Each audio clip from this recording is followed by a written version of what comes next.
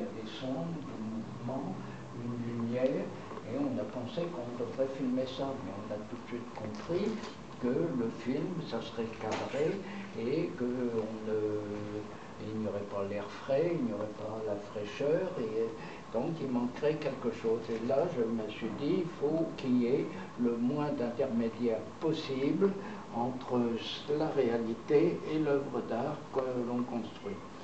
Et au mois d'août 1947, j'ai trouvé un fil de fer. On marchait sur ces fils de fer puisque c'était à Saint-Malo, que le port avait été démoli, qu'il y avait les constructions du mur de l'Atlantique. Donc ces fils de fer étaient quelque chose qui était vraiment du paysage, quelque chose sur lequel on marchait quotidiennement.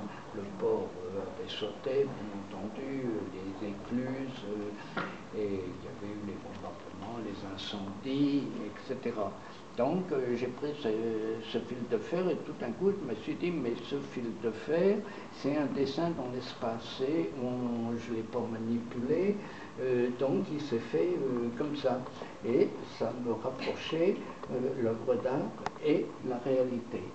Donc à Raymond, je l'ai montré et j'ai trouvé un autre fil de fer, je les ai mis l'une à côté de l'autre, et donc il y a un multiple qui est ici, qui est identique au fil de fer que j'ai trouvé.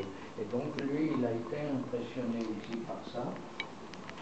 À ce moment-là, il travaillait à France Illustration Service Photographique, et avec Emmanuel Souzès, et il a pris des photos